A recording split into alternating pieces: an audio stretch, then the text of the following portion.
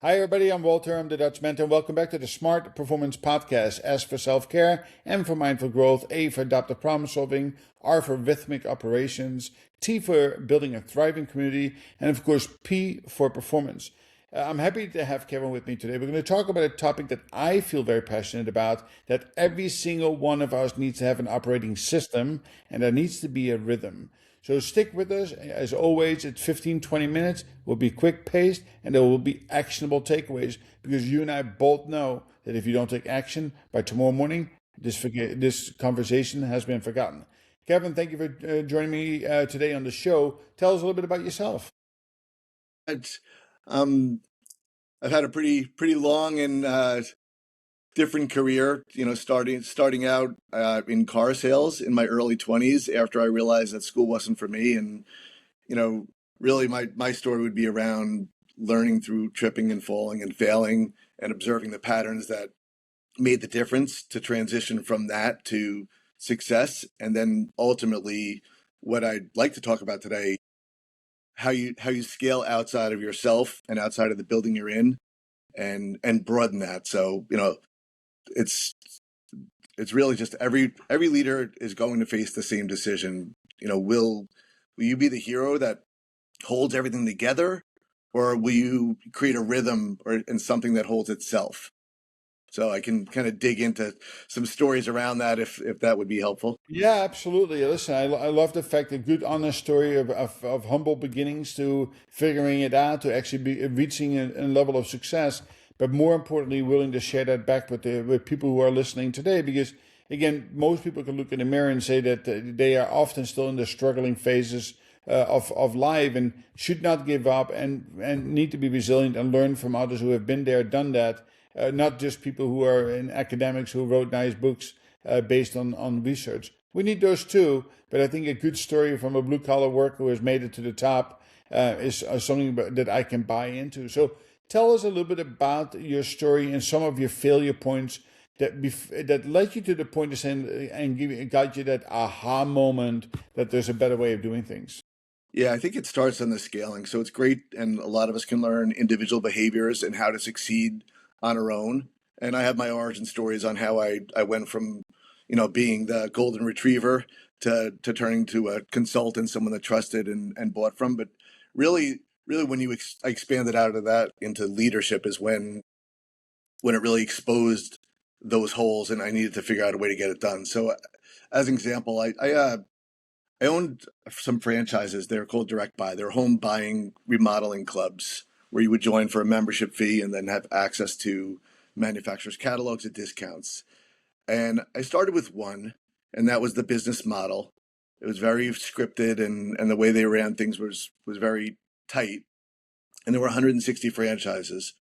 So I did real well with my one, and I survived my second, and the third one almost broke me. So as I expanded, it really created those holes because every time I left one building, that would start to collapse. That the problem wasn't the talent. The problem was that every decision was waiting for me.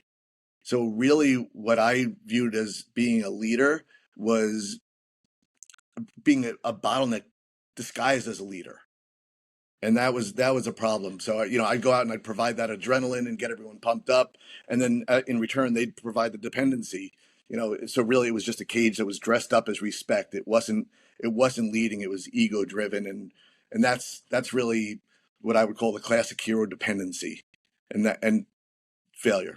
Yeah, listen, this is a very, very common phenomenon, right? People learning to lead with ego and pride, and it's not because of you, it's often who you were led by previously, right? Because all you're really doing is copying to what it is that you have known, or the last book you have read, or the last five people that you were led by. And of course, you get to the point of near failure, and bankruptcy or a closure will certainly open up your eyes. So tell me about the aha moment of saying, listen, clearly what I'm doing is not working. It's causing my demise. What did you do at that point? It was really going back to what I learned in sales and realizing that whether you're at home or in sales or leading a team, it needs to be surrounded on building. So that when I figured out that I didn't need to solve all the problems from my managers, I need to ask them questions. I need to empower them. What do you think changed, Walter? Have you watched your team work? Where is that hesitation living in their day to day and with their clients? And really, it didn't take a long time before I was able to unleash some of their brilliance. And they were able to start teaching me things, but then they wouldn't call me for every single thing. It built what I've learned over time, that my goal is not to be brilliant, it's to be unnecessary.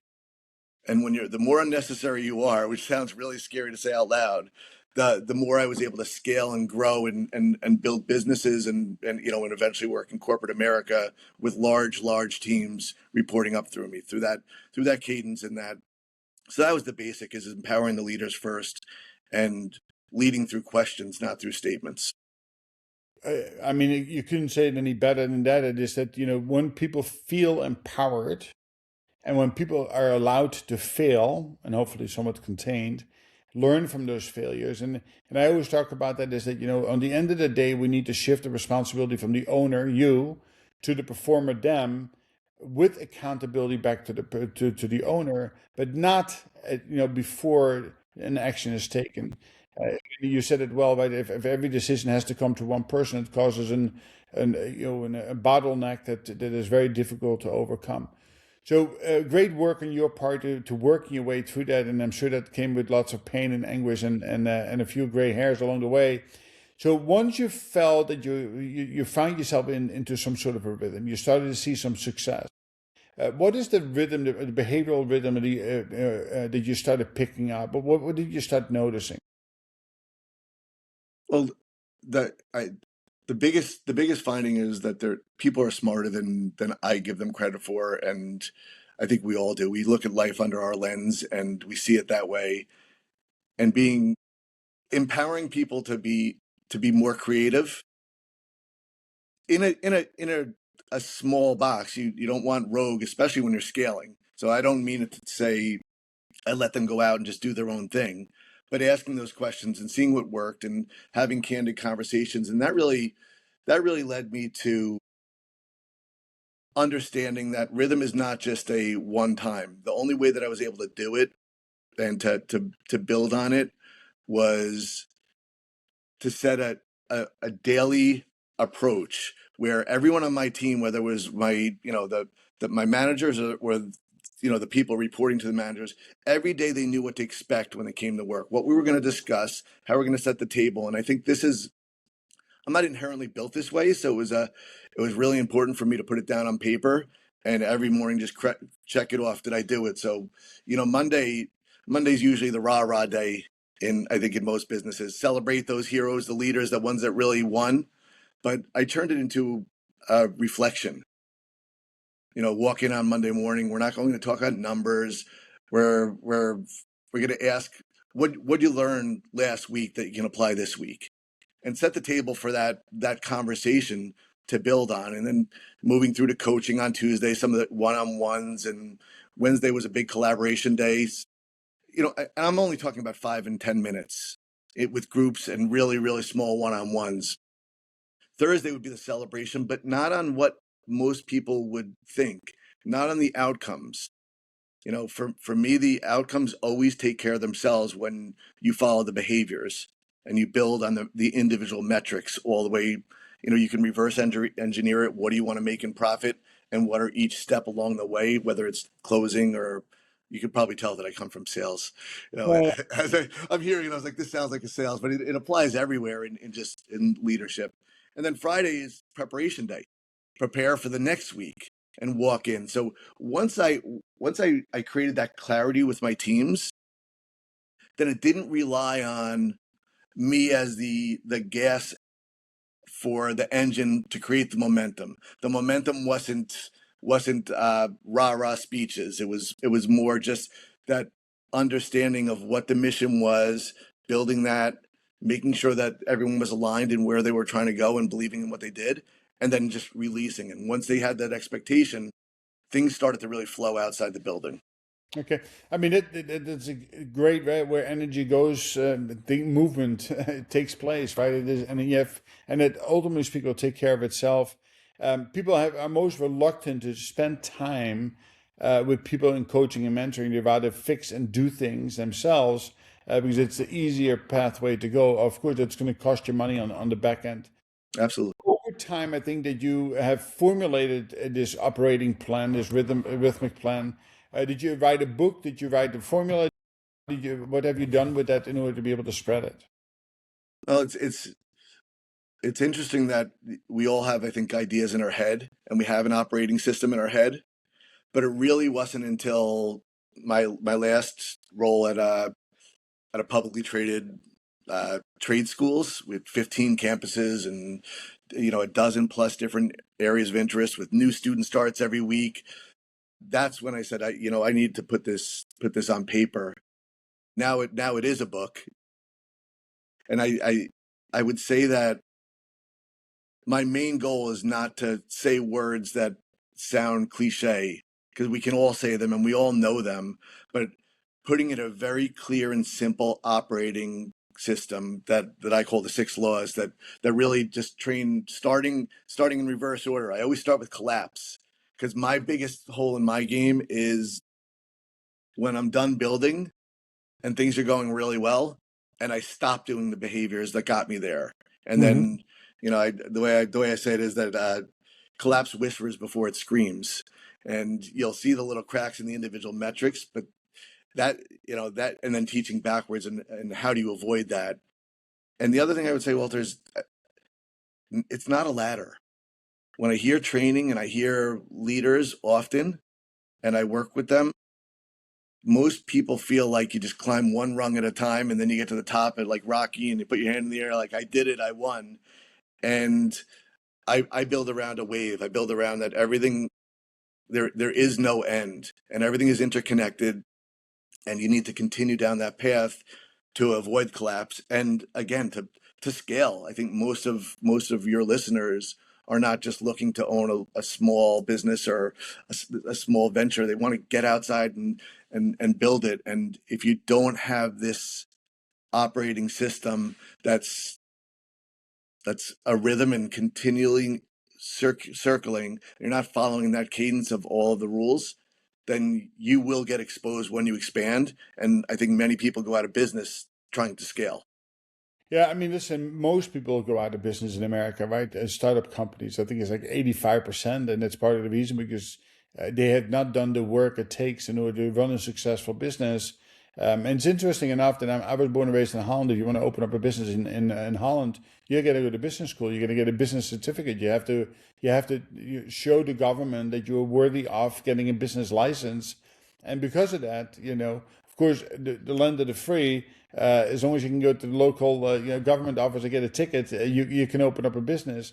But it is the fact of not enough intellectual capabilities or capacity, and then the lack of monetary capital is often leading to a demise. So tell me quick about your 6 laws that you refer to. Sure. And stop me so I don't shoot through them, but it starts with like, trust, and understand. So it's, the operating system I have behind it is influence, confidence, and empathy. But most of us start with understand. Mm-hmm. And if you don't open up like and trust first in that order, and bridging from like to trust is a whole thing that takes a lot of work. Yeah. To not be the golden retriever and running around just because it feels like you're helping. You need to find a way to turn into a consultant, to build that trust, whether you're selling a product or managing a team. That trust in the middle is the rung that most leaders I think skip. Non-negotiable. Non-negotiable, and it requires time. Yeah. You need to invest in everybody you speak with, and with authenticity. Mm-hmm. It's not an act like you walk in and say, "How was your day?" Smile and walk out of the room and to say they love me.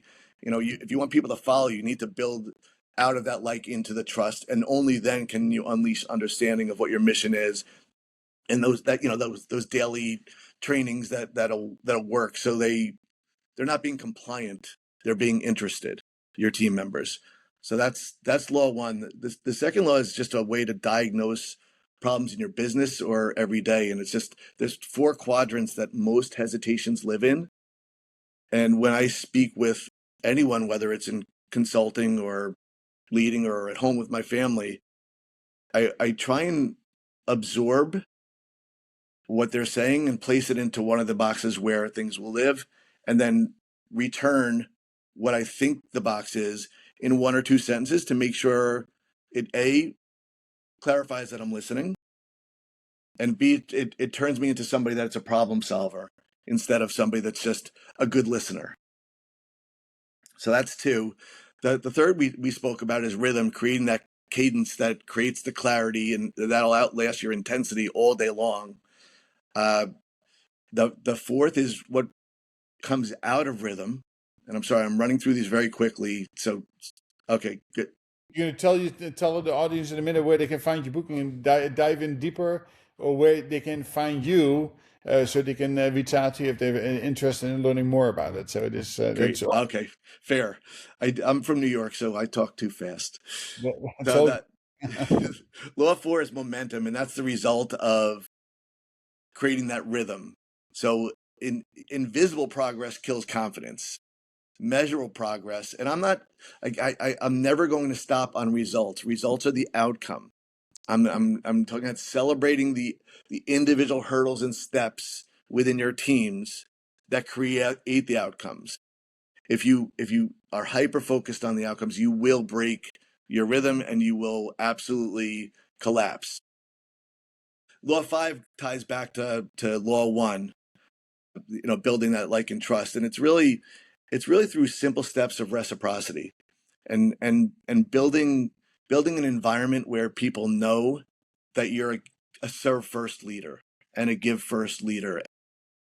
I'm not talking about handing them a pen with your name on it and saying, oh, look what I gave you, now get to work and work hard. Really, really truthful, authentic interest in everything you do. Mm-hmm.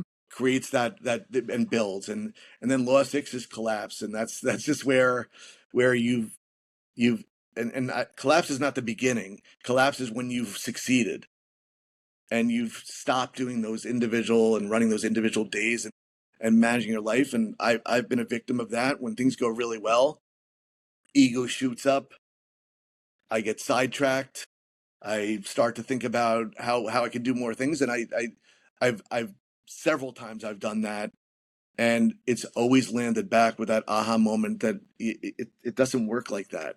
You have to build it in that. And so rhythm, the way I would say is rhythm compounds, urgency exhausts, and maintenance will always beat rescue. Yeah, listen, I love the fact that you have laid it out in a way that it is actionable, right? It is that you can go to step 6 before you go to step 1.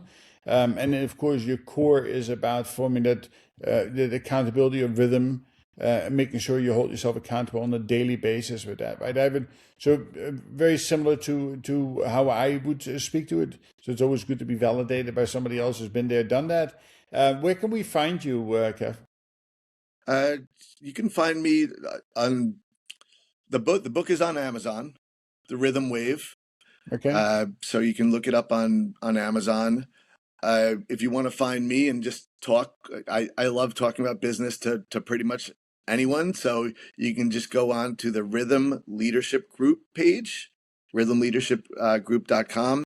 And, you can learn more about me. And if you're interested in a chat or you have something you want to bounce off and any of the things that you think might apply that we talked about today, you can just book a 30-minute and, there's no cost to it. That's just, it keeps me sharp. And I love having these conversations. Excellent.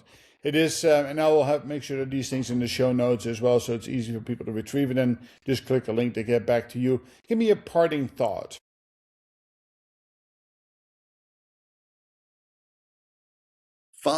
Be true to yourself in everything you do. So these aren't tricks and tactics. If I can't work with anyone and I can't help lead anyone that is so focused on the outcome and their personal win that they lose sight of the steps and the investment of your time and building something that can expand. So build something that can expand, clear your ego, and let the rhythm and the cadence do its work for you, so you can be irrelevant in your business while you watch it grow. Yeah, I think I love the number 6 law of collapse. I think you need to collapse your pride and ego first before you can get to start any of these things. Absolutely. Kevin, thank you very much for joining me on conversation today. And to the audience, again, like I said in the beginning, if you don't take a meaningful action tomorrow to work on your new found habits and behaviors, it's likely you will forget them very quickly after that. So it starts by taking action. Go to the Apple Store, download the Dutch Mentor mobile app. You get a 7-day free trial. It's a great way to get started and hold yourself accountable in the app. And of course, Kevin or myself, reach out to us. We're always happy to be your accountability buddy and help and guide you along the way. Thank you, Kevin, for being on the show today. To the audience, have a wonderful day and be safe. Thank you so much.